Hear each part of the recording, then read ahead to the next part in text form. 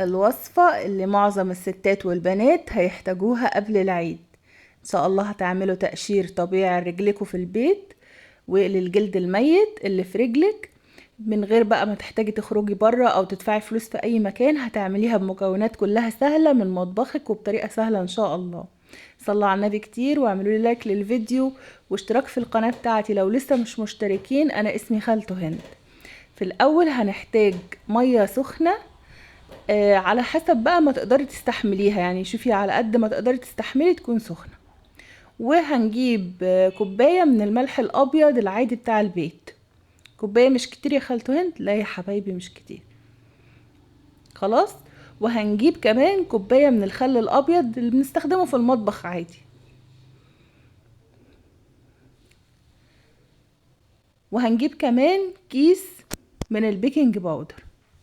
خالته هند بقى انت بتقولي اي كلام، هنحط بيكنج باودر يا حبايبي. وهتشوفي دلوقتي، بصي شايفه الفوران اللي حصل ده من تفاعل الخل مع الملح مع البيكنج باودر؟ شايفاه؟ ما بالك بقى الفوران ده هيعمل ايه في الجلد الميت اللي في كعب رجليكي والتصبغات اللي في رجلك؟ صدقيني هتحصلي على نتيجه مرضيه ان شاء الله. مش بكلمكوا اي كلام، الحاجات دي انا بجربها لنفسي بقالي كتير، بقالي سنين. طيب هنجيب ايه تاني؟ هنجيب معلقه من بيكربونات الصودا. خلاص، بيكربونات طبعا متوفره وكلنا عارفينها. وهنعصر ليمونه وهنرمي القشر في الميه. طب ليه يا خالته هند انت ليه مش بتصوري بقى طبيعي وكده؟ ما طبعا اكيد مش هقدر اصور يعني وانا بغسل رجلي اكيد يعني، فانا هحاول اوصل لك المعلومه قدر الامكان. خلاص، بعد ما عصرنا الليمونه هنجيب معلقه من مسحوق الغسيل البودر العادي. طب ليه يا خالته هند مش شاور جل؟ لا يا حبايبي، حطوا مسحوق غسيل علشان كل المكونات دي لما تتفاعل مع بعضها هتخلي الجلد الميت بتاع كعب رجلك والتصبغات اللي في رجلك تروح وتختفي. والجلد هتحسي الجلد الميت ده بيدوب كده بمنتهى السهولة. لما تيجي تدعكيه بقى بالحجر هتلاقيه بيطلع في الحجر بمنتهى السهولة. وما تخافيش، وكلها مكونات آمنة من المطبخ وما فيهاش اي حاجة.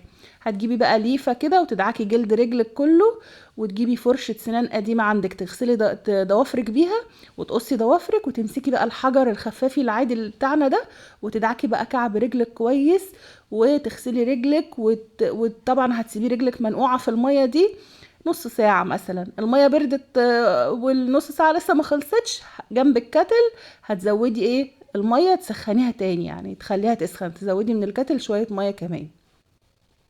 بعد خلاص ما دعكتي رجلك وظبطتي الدنيا هتاخدي رجلك تشطفيها بميه ساقعه وهتجيبي فازلين اي نوع تحبيه وهتدهني رجلك كويس وبين صوابعك وهتدهني كعبك كويس. وبعد كده هتلبسي شراب وهتنامي بقى لحد الصبح.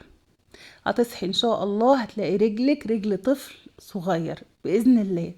جربوا الوصفه دي وان شاء الله تعجبكم وتدعولي. كل سنة وانتم طيبين وصلوا على النبي كتير. وان شاء الله ان شاء الله يا حبايبي ربنا يجعله عيد سعيد عليكم كلكم. اعملي كل حاجة في البيت وما تشيليش هم اي حاجة، بأقل حاجة هتعملي كل اللي نفسك فيه. سلام عليكم.